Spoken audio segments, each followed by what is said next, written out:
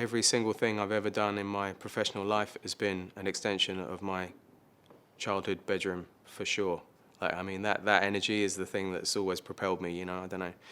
But actually, after having the first ideas and talking to friends, and most of my friends are musicians, a lot of my friends are musicians in bands that are in the series, just chatting to people, generally, everybody sort of felt like it would be a great thing to do, and there was absolutely, you know, so much goodwill from everyone that it was quite easy to persuade people to just get involved and come along and do this stuff for fun.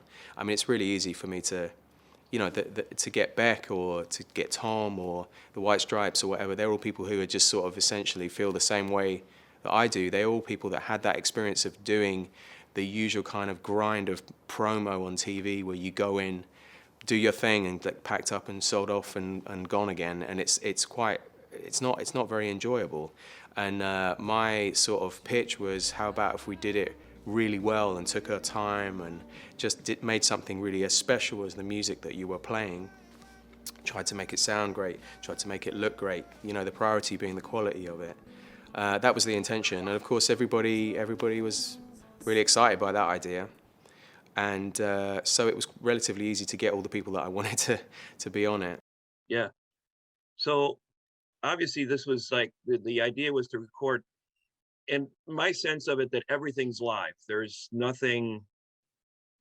post editing No, per it's yeah, se in it's terms of the sound or the video. It's just them, the artists on stage with whatever they do in a typical concert, let's say, right? yeah, but well, yeah, it's like a concert, but the idea was to sort of take out the usually music on television is kind of somehow, it's a round peg that's fit through a square hole, and as much as there's a kind of fake kind of an audience or like some kind of personality stitched into the whole thing, or you know, some sort of vehicle is kind of superimposed on it, and the idea was just to have nothing, no barrier. So you know, I just sort of thought of performances that I'd seen as a kid on like El Grey Whistle Test, as a British TV show where you just have, you know, it cuts to David Byrne and he talks to the camera and then says, and then goes off into a song, or even, you know, Jonathan Demme's, you know, the film that they made, or you know, things like that. I just felt like there was always some sort of unnecessary barrier or vehicle or personality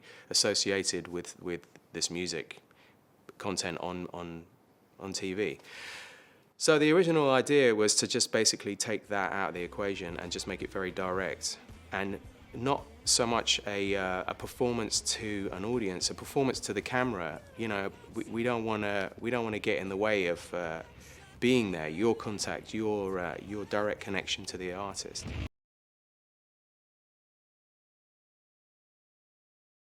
Also, as a juxtaposition to what I do in my day job, so to speak, which is take things and stretch them impossibly and make them sound bigger than is possible in real life, or you know, more shiny, or basically the production of, you know, the art of producing records is what I really do. For me, it's actually just a sort of busman's holiday to go and sit and listen to people performing. I love that. You know, that's something that really touches me. And so it was another aspect to sort of just concentrate on performance, which is the most important part of anything, really. It's just that you can record a band really, really well, and you can make them sound like a record with them just playing. I mean, it's like, you know, our favorite records from the 60s or the 50s even were made in like 3.5 minutes, you know. It's like Louie Louie by the Kingsmen that's it. It's just live. They just sang it and played it, and that's it. And all those kind of magic that happens, if it's done in the right context, I think you can capture something really, really special. And that's the intention. That was the intention. What was it? So I take it that most of these performances were like, it's a 1-day type thing. The band comes in, sets up, gets warmed up, and then you start recording, or how did a typical performance work? No, I mean, the thing is, every single different performance, every single different artist would do it a different way. But I mean, the idea was that there are no rules, no constraints. I mean, generally it would be one at a time. I mean, people would come in and they might play a song 5 times, or they might play it. We might do it over a couple of days, like the Radiohead ones that were just complete albums. We'd spend 3 days doing the whole thing, because by the 3rd day, everyone's really relaxed and everybody knows exactly where they are, and I'm more together. the camera side is more together. You know, it just gets better and better. Sometimes we had a lot of constraints time-wise. I mean, we also really tried very hard to bring people in who were not such big artists as well, like to kind of shine light on newer things. And we had the first televised performance of Laura Marlin. We had all sorts of people. We had the Fool, you know, of one of the, I mean, we had, you know, Iggy Pop come in, you know, with the Stooges, who now they're not all with us anymore. You know, it's like things that we managed to get. I mean, Marky Smith is now, I mean, that was a really memorable day. He just, the band set up, they started playing, he was nowhere to be seen. And then sort of 10 minutes into it, he kind of stumbles on with a, you know, a plastic bag full of beers and drinks and does his whole thing and walks over to different people and fucks with their equipment and moves around, and that's it. It was like a complete thing, you know. Or it might be a thing where we sort of work together, depending on how much they want to or don't want to, you know, work together on a particular song and work on sounds. And I mean, the joy of it really is it wasn't really constrained by any editorial kind of agenda, you know. We just really wanted to try and do something fun and good. And it's just sometimes in life you just want to do things because you want to do them well. Just for the joy of doing something, executing something well. And Right. Believe me, this was not a business plan. You know, it was ultimately that was our undoing. It was just so expensive to do that we just couldn't keep it up. I mean, it was just too expensive to produce. So, which is probably, I mean, that's the way these things go. But if you know, when you're working with this many, if you're shooting a movie, you're only using like 2 of these cameras at a time, where we're using 5. You know, it's like all that kind of things. The costs really mount up quickly. Well, it's quite an archive you were able to compile in the time that you did have. With you know, the constraint, you know, you mentioned the old gray whistle test. Yeah. Had it been done well before, I mean, you hint that the old gray whistle test was kind of onto the right thing, but obviously you were doing something because you felt that it wasn't done you know, the way it should have been done, right? I mean, was there any kind of other along the way, No, I just think TV, that whatever? I think Has it ever been done right in your estimation? yeah, I know the whistle test stuff is incredible. That, you know, I think that when people talk about Bill Withers, whenever there's some sort of mention of Bill Withers on TV, they show that clip of him playing "Ain't No Sunshine" from the whistle test because it is so definitive. And really, what I was striving for was to create some of that level of content that was definitive in terms of the state of the art of an artist at that moment, so that, you know, it would be like a best representation of what they did live, you know, for the future, you know, to somehow like pin it down. So in the future, people would be like, oh, this band, and they would show a bit from the basement. That would be like my ideal. But certainly whistle test stuff. I mean, Bob Marley and whistle test, amazing. You know, yeah, I mean, I said like the Talking Heads. I mean, and what I felt like was there wasn't really, the opportunities to do that stuff today are fewer and fewer. I mean, certainly when I was a teenager, we had quite a few different music magazine shows that kind of came and went, and some were amazing, like The Tube on Channel 4, that was just complete anarchy, and was an amazing platform for just this energy. That is now sort of pretty much shut down, and with the greatest respect, now the BBC is just kind of this ever-decreasing spiral into like one sort of plug hole of one version of one show, and that's all the music budget for TV. That's it. I mean, it's, you know, of course, I can't, you know, be rude, but I don't know, it's just not that exciting. I just felt like it was a shame that there was no alternative. There wasn't anything else. I mean, in the States, you've got, you know, Saturday Night Live, you know, Colbert, you know, you've got a few of those kind of, now it's come down to sort of late night talk shows. Historically, there was great stuff, I know. But it's a weird thing. The problem is that music television is, in some respects, for some reason, it's quite niche. It's quite hard to get people to sit down and watch something. It has to be really good. It has to have a reason to exist. It has to be compelling enough to make people want to go and watch it. So really, what we were doing was just ignoring the kind of expectations of a market and just doing what we wanted to do. You know, it's like me and the people that I know and my friends and artists and people who want to make music and people who want to film stuff and make it look cool. we'd just do that anyway, because that's you know, it's just doing what we love. It's all we know how to do. So I think in the past there was somehow more time given to it in a broadcast situation, and somehow more attention given to it. Like James Gadsden, this amazing drummer who I've worked with on a million projects with Beck and Paul McCartney and whatever. He is like you know, the same guy who played on I Will Survive, the same guy who played on Use Me by Bill Withers, and who was Bill Withers' MD, who is in that Bill Withers footage, the guy who's so memorable. He's got the big afro and the toothpick and the gold tooth. Everybody knows that guy. He told me that they spent the whole day getting the sound, you know, and that really stayed with me, because that was the priority. That was what was important. It was a very small room, and they spent a lot of time just making sure that it sounded right. And that's his takeaway from that day. I mean, isn't that great? Yeah, that's what it's all about, Yeah, right? I think so. These artists, it's quite a range. You've got, you know, just in the series that we're opening with the first 10 at Coda Collection, you know, you go from the Red Hot Chili Peppers to Gnarls Barkley to Iggy to Moby to Amy Mann. What's the common thread there? These are all artists on your show. What were you, when you're picking up the phone and say, will you come on the show? What is the the common thread criterion is that you're they're using? people who actually have who are real creative artists who have something to show who are worth watching. You know, it's some people who are going to play some instruments in the room, not, you know, mime for a start. They're also you know, people with depth that I feel like I appreciate, and who I want to see, you know, that I know will be good to film. Like it will create a good. We can do something with it. I think the thing that also happened, I should explain, is like, as I was saying, like, you know, we started off at the very beginning and we did our pilot, and we had, you know, the White Stripes and Tom York and Kieran Hebden and Steve Reed. It was all very kind of like fireworks straight away, because asking friends, I can get these people, they're just like, everyone's up for it. And then what happened is people came out of the woodwork who were interested, and also people I'd never thought of asking, because I wouldn't have thought that they would do it, like Amy Mann, you know, who is, you know, obviously this amazing artist. I mean, I wouldn't expect her to, you know who I was or be interested in what I was doing. So, you know, just very kind of amazingly grateful that she would give her time.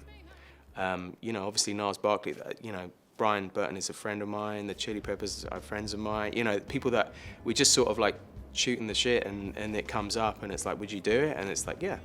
So in that way, those things kind of organically happened. What I liked about it is very much from sort of a kind of open discussion with people that I know and people that I don't know, or people who know people I don't know, that these things come to us, rather than it being like a set agenda of like, okay, boom, boom, boom, boom, or part of somebody's normal, you know, schedule of promo.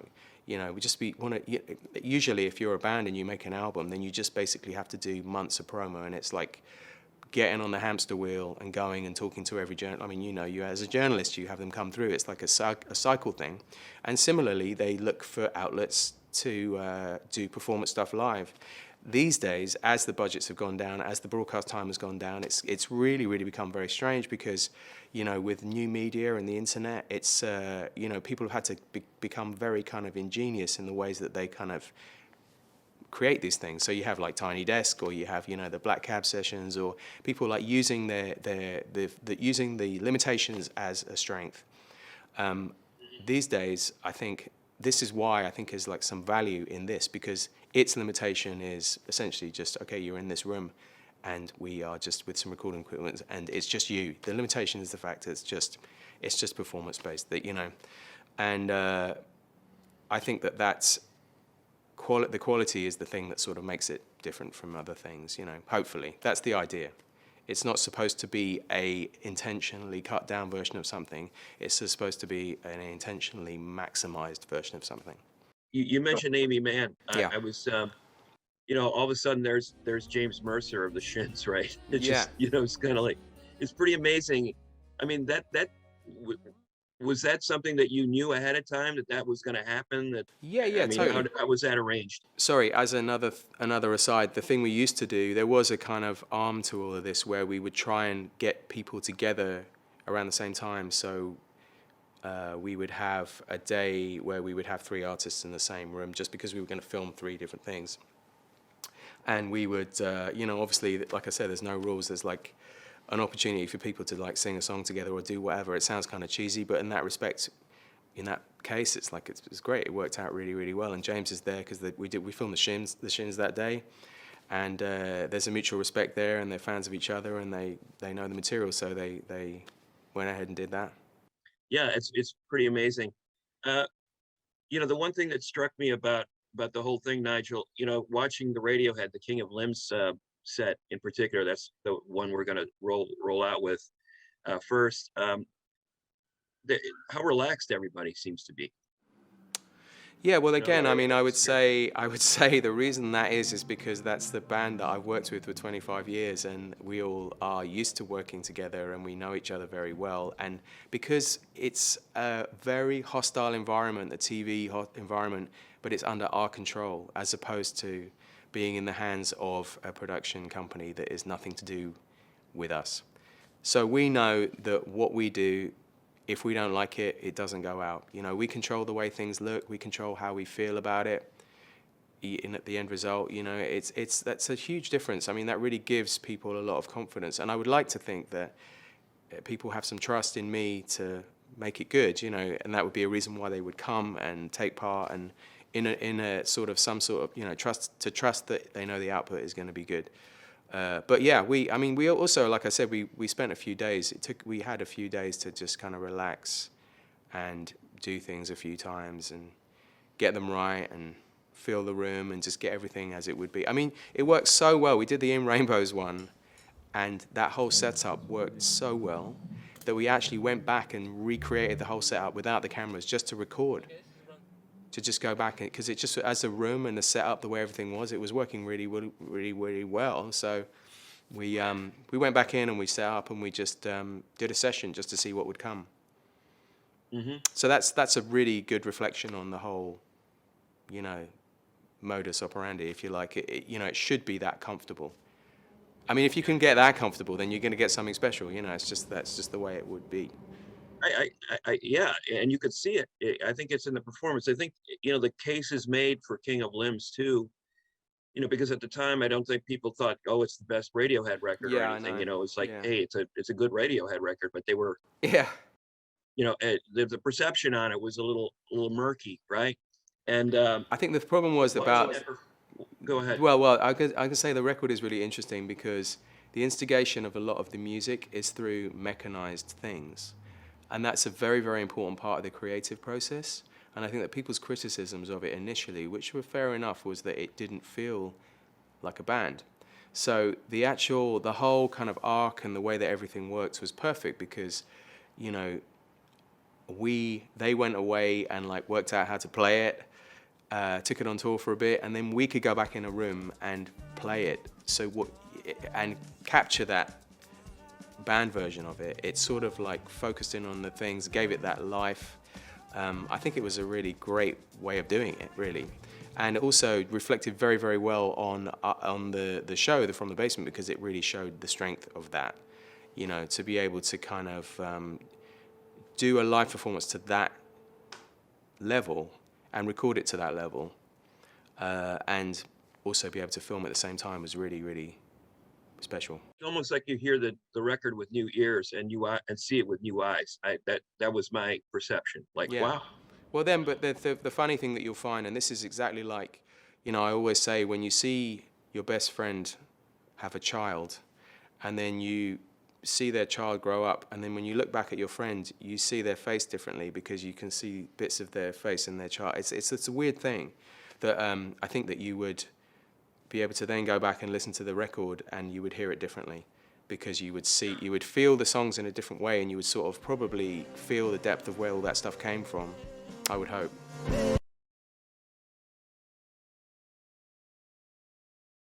That's what it's about. Kid A was a similar kind of situation for me. where seeing that album performed live, I love the record, and then seeing it live was revelatory because it was almost like you're seeing a different take on it. Yeah, but The the thing the you have band to doing that, they remember. have this remarkable ability to almost like reinvent the record, right? When they're doing it together in a room, right? Yeah, but the thing, It's okay, but the thing about that, for example, that's a really interesting point because, Kid A, it's not. Kid A would not exist if it wasn't for the way that it was recorded. It was written in the studio, basically, and written with that technology and with all of that.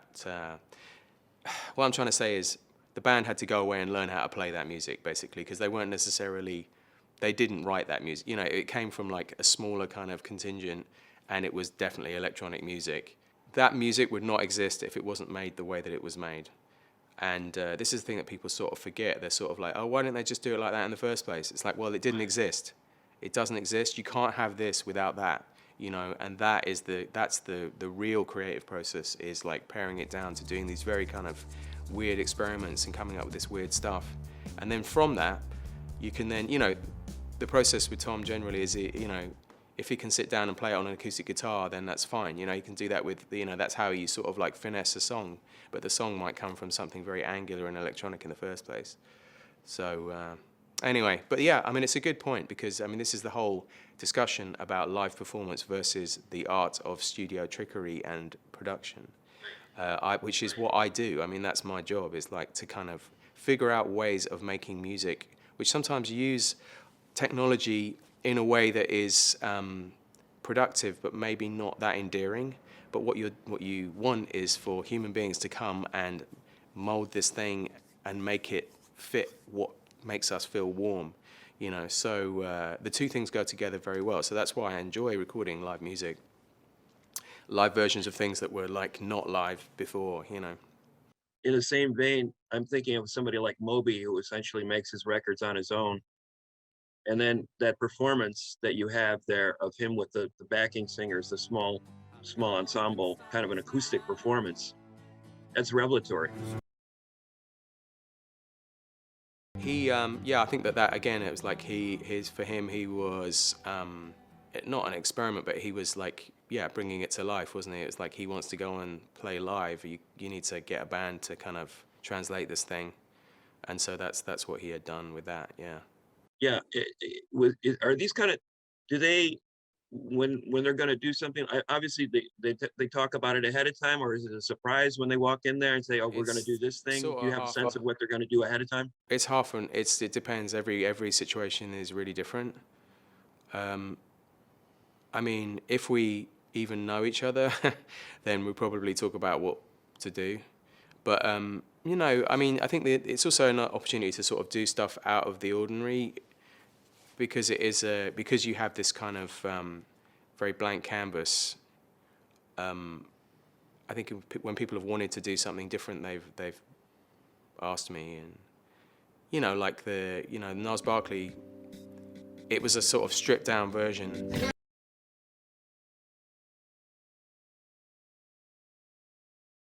Because we didn't have the whole band. We just had CeeLo and Brian and Josh. But it's really Who's Gonna Save My Soul. There's that one song which is just so great. It just works so well like that. It's kind of my favorite version of the song. And those are the good times when things sort of translate so successfully. Yeah, and that was a discussion beforehand. Just had this idea to do that. They actually did a version of a Radiohead song which didn't survive. Well, it's amazing when you strip away everything and then you just have the voice and the kind of the barest instrumentation. It just makes it so much more powerful in so many ways, It can do, yeah. and having the intimacy of that camera Yeah, there yeah. is actually enhances the experience in some ways. I mean, I think the art of all of this stuff, a lot of the time, is just creating a frame for the voice, just the thing that can support the voice the most. And, obviously CeeLo's got this incredible voice. So those simple elements just worked really, really well. I mean, it was just a kind of really interesting thing to work with. And yeah, you don't really need very much else. You mentioned Iggy and the Stooges, and what you have is a little bit of history, because it's the Ashton brothers are gone now. Yeah, But that was an incredible incarnation of the Stooges, and that, for the band to be able to have that sort of little victory lap after all they've been through, yeah, yeah, and then to finally get back together again and do some recording and yeah. performing in concert, it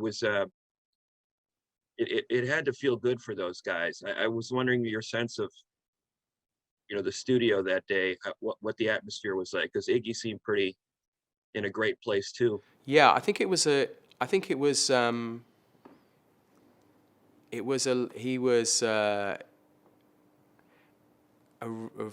originally a little bit freaked out by the fact that there wasn't an audience, and because he's such a performer to people, But I think that he obviously rose to the occasion and understood the concept.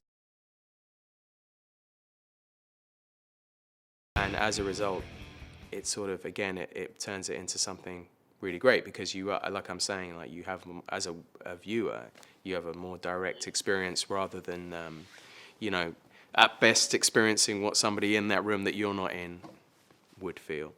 So yeah, I think it was like it's sometimes as well, like in that, he's such a legend. It's like there was no discussion about what was going to happen before then. I had no contact with him or whatnot, so he probably didn't really know what he was letting himself in for. Like one of the few instances, But I think that the result is good. So that's the thing. I know that they're happy with it. I think we're gonna. I think that we may be. There may be a plan to release that recording by that. Yeah. Because of for what you're saying, because it was like a last proper recording of them. The other, also Jack White, who, let's face it, Jack's a character. And I think I'm sure he was drawn to the idea that there was not going to be an interviewer. Yeah. There's not going to be like this interview Well, that's situation you it. could I just set mean, up. But you get the White Stripes, and the chemistry between him and Meg, again, very similar to what you see in some of these other episodes that you had. The intimacy of the camera, able to capture their, their eyes connecting, and the little smiles they have on their face yeah. as they're making the music together. Well, It's pretty magical. Yeah, I mean, I think I'm particularly proud of that White Stripes performance. I mean, one of the things that we said at the time was that, I'm very, very fastidious about the fact I don't want to see the performance of the cameraman. I want the cameraman to stay still, and I don't want lots of cutting to make it seem exciting, because what you're seeing in the frame is exciting. So to give it that space and to actually be able to, I mean, there's some moments in that White Stripes performance which are just pretty golden.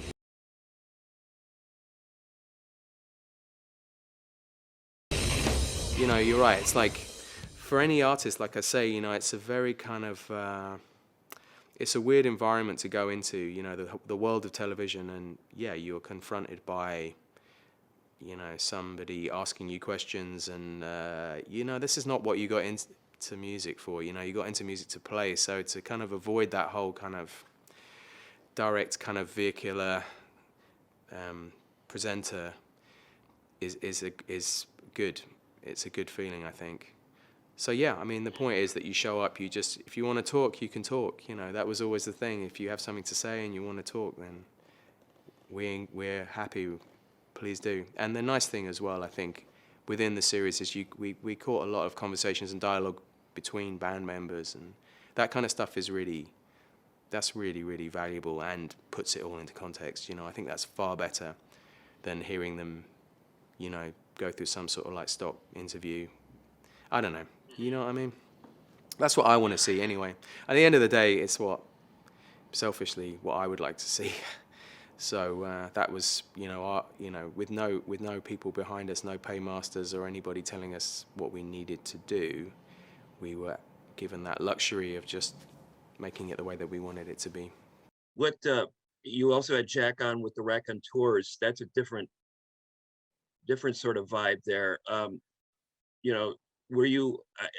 I'm curious about your feelings about how the interaction of a band is very specific. Does Jack play a different role in the Raconteurs than he does in White Stripes, just in terms of how he's interacting with Yeah, everybody? definitely. What was your sense of that? Yeah, definitely. I mean, I think the thing is in the Stripes, he's the sort of front person of a two-person thing. It's like he's carrying an awful lot of weight, and I think that one of the things about the Raconteurs is that him and Brendan, I think they're very old friends, and I think that Jack just wanted to have that feeling and fun of being in a band with more people, to be part of a band rather than just carrying the whole musical side of it. So yeah, I think it's a different kind of fun for him. Being in a band is fun. I've done it myself. It's good fun. And it's very, very different when there's 5 of you on stage, 6 of you on stage versus 2 of you. I've done both for that as well. So I know it's a completely different thing. I mean, he's such a sort of prolific musician as well. I think that he just sort of needs a lot of outlets for all the different kind of things that he's doing. And so that was another thing. And Brendan is a great writer too and singer. And so that together, it's just like a sort of project that you do with your friends, like all the best things, like From the Basement. It's just a project with your friends where you just kind of see something through, you have an idea and you just want to do it. And somehow you get fortunate enough to be able to. You'd mentioned the relationship you have with, obviously you've toured with Flea. The Red Hot Chili Peppers have been around for decades now. They're kind of in that territory where Iggy and the Stooges are to an extent, just a decade short of that. Sure, yeah. It's a venerable band. They don't have to do stuff like this. When does the jadedness come in? It doesn't seem like it's affected those guys, Jaded? No, definitely not. I don't think I know. I mean, I think Flea is one of my favorite human beings on the planet. He's just the most open, energetic, loving. I mean, he is so grateful for everything he has, and he puts his heart and soul into all of it, and just so open to experience, and has a will to do things. And so, I mean, again, for me, just incredibly flattered that they would, as you say, do this. But just a lovely. It's just a sort of lovely thing that we have it, and then they did it. I mean, just something unusual. I think for them as well, it's like something out of the ordinary, something that they wouldn't normally do, especially not as part of their kind of promotional schedule. So, yeah, it's just it's weird. It's like a sort of weird thing, an unusual thing. So becomes a little nugget of something, Mm-hmm. something that would not normally happen. Yeah. Because the circuit is so defined. I mean, there are only a few places that you can play live. I mean, it's like I say, on TV, that is. Him and Anthony and Chad have been together for a long time. And you always hear stories about bands that have been together that long. It's like a marriage, it comes and goes, and Keith and Mick can't even be in the same room anymore together all the time. It's like one of those. Is that right? I didn't even know. What's your sense of a band like the Red Hot Chili Peppers after all these years? How do they? I mean, I think the analogy of family is probably very accurate. I mean, my impression is that they're like brothers, basically, and that there's a bond between them that will never be, that'll never be challenged, and will always be there, and is very, very strong. So whatever the circumstances and whatever they feel like when they wake up and roll out of bed that morning, they'll always come back together because they are. It's like brothers. I mean, that's how he talks about Anthony. It's like his brother, 2 more for you, and then we'll let you go, because I want to. We're gonna have this collection of 10. Yeah. Of 10 of the artists, and I want to ask you a little bit about My Morning Jacket. I always thought Jim James was, he's another character. He's another guy who's almost like he fills a room when he walks in, and yet there's this band.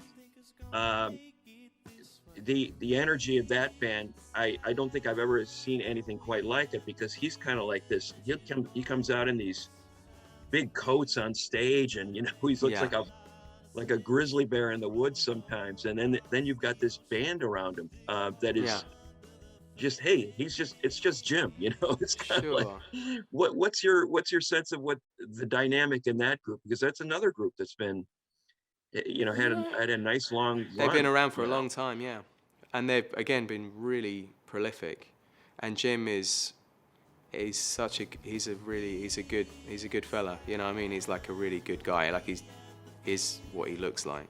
The band I don't know so well. I know Bo very well, the keyboard player, and I know, but I didn't really know them before that day. And they did something amazing, really, because they came in and sort of set up and said, well, it was like, how much do you want? You know, what do you want us to do? And I was like, well, what would you like to do? And they just played for an hour. They just played their whole set. It was really like, it was great. It was a really, really good way of doing it, actually. And again, like a very different way of approaching it. It wasn't like, we're going to do 5 songs and we're going to do each one until we got it right. It was just like, boom. It's like, we're going to play, and it sort of, you know, so kept the energy level up in the room.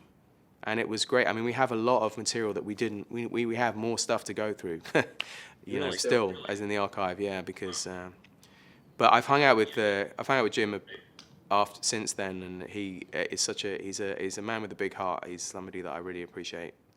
Yeah, that's interesting what you say. I can't even imagine what this archive must be like if you did actually put out everything, because obviously the performances are not everything that was done. There's more stuff There's that more, you did yeah, not yeah, include in yeah. particular episodes. Is that usually the case?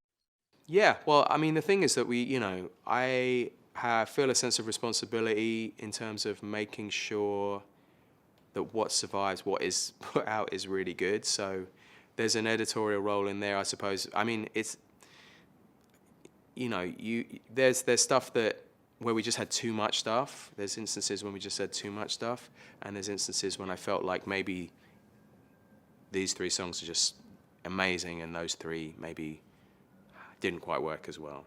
You know, so it's in order to keep up the standard, you know, some stuff has been put aside. With My Morning Jacket, though, however, they just played for so long. We just have so much stuff. I mean, you know, there's fragments of this stuff and not lying around the place, all beautifully organized and kept in archive. But of course, as I say, it's like so long ago. Like, it's all spreadsheets now. We're trying to work out what we do have and what we haven't. You know, it's quite a lot of information, really. You know, it would come to the case where, like, if there was an artist who did one song that was just absolutely amazing, and we had space to put that in, I would just put that one song in, you know. Or it would, or if they did 5 songs and one was really not quite working as well as the rest, I would surreptitiously move that aside, because the world doesn't need to know, you know. Are the final edits up to you? Or did you have to consult the artist, or did they kind of leave it up to you in terms of what you were going to actually present? No. We do. We have basically we have different directors working on the different shows. I mean, we were very lucky to get a lot of great directors. I mean, early on, like Sophie Muller and David Barnard, and all these people that have done a lot of this kind of work. And another concept that we never quite explored was getting sort of different directors to do shows. You know, we almost had Jonathan Glazer do something, but it was just a schedule conflict, you know, because again, directors are generally big music fans as well. So people, it's like the same kind of feeling. It's like everybody wants to get on board. Everyone wants to pull in the same direction because they all like being part of something that's good quality. So, you know, if it's exciting, you want to do it well and you want to be part of it. So, no, so basically the cuts and stuff, we do that. I mean, it's not, the artists come, play their thing, off they go. Fleet Foxes, Robin Pecknold, incredible new songwriter, right? Yeah. I mean, you talk about catching bands in their moment. Yes. It seemed like you got Fleet Foxes at that moment. That was this was the guy, right? I mean, I feel like that was one of the kind of mornings of my life, like walking into that scenario and really not really knowing them as a band, actually, and sitting down and, you know, I have the best seat in the house, you know, because I'm sitting there, just push up the faders and listen to these people singing. I was like, this is incredible. And the music was amazing. And yeah, it was just something that was very instant and worked very easily.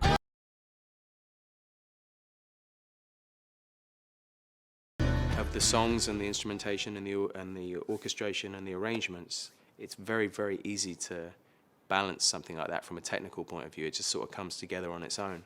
So it just was a very, very easy, pleasing day.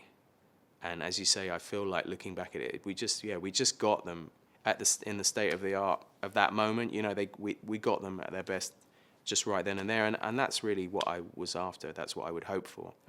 Robin, and you absolutely did. Robin has a bit of a reputation as a perfectionist. How was he to work with? Super easy and mellow, and was just didn't make any noises at all. I mean, apart from the beautiful ones. I mean, I don't know. He was no trouble whatsoever. I don't even think I can't even remember if they came in and heard what they'd done. It was just more about just sort of like, oh, have you got one more? I mean, I think we did more because it was going so well. I think they felt good in the room, and that's, again, it's like a very important point, is that the atmosphere in the room was really good, and the performances were good, and it all just felt right. So they were like, oh, we've got another one if you want another one. I'm like, sure, keep it coming. And yeah, it was just really, really easy. Before I let you go, we're gonna get an album out of the Smile. Yeah. That sounds great. Can you tell me anything about it? I think it'll all reveal itself, is what I think. Well, that's exciting news. Just to refresh, that is you and Tom and Johnny from Radiohead, and then I was impressed to hear Tom Skinner, because he's a Sons of Kemet guy, right? Tom Skinner is like this.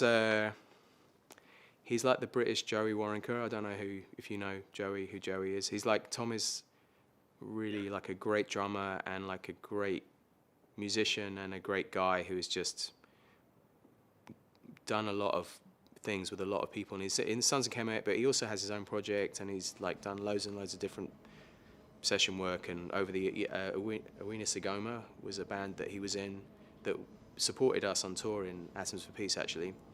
But he's fantastic. He's just an amazingly great drummer and super all-round super nice guy. So yeah, he's I sort of smile to myself because I can see that he's about to get a lot of attention. And I think it's well deserved. You know, it's like good things happening to nice guys, you know. When I saw his name involved in the project, I go, this is not going to be a rock record. This is going to be. No, he's from a jazz world. He's more from a jazz world, you know. Yeah, absolutely. But there's this, yeah, it's interesting. It's like, and what's interesting is like, yeah, it's an interesting sort of juxtaposition of things, but it does make sense. It will make sense. Don't doubt that for a second. Before I let you go, describe where are we here? What's the room we're in my studio in London. This is just a room full of a lot of equipment. In one corner, I have a kind of control room set up over here, and then in another room, I have another control room set up. This is a place that it's like my little boy's bedroom exploded, you know? So basically, if a 7-year-old me could come and see this, he would probably, I don't know what he'd do, probably faint. But yeah, this is my kind of HQ.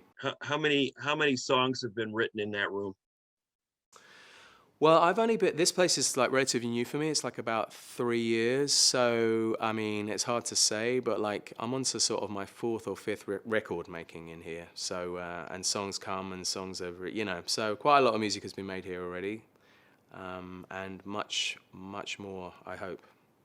But it's a beautiful room. It's just a really great place to work. And it's like it's sort of like where I'm sort of retiring here. This is where I'm going to stay and just do everything. It's the best way. Yeah.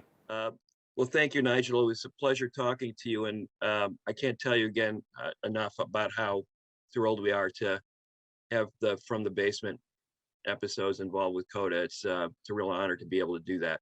It's really our pleasure, and very happy that it's working out.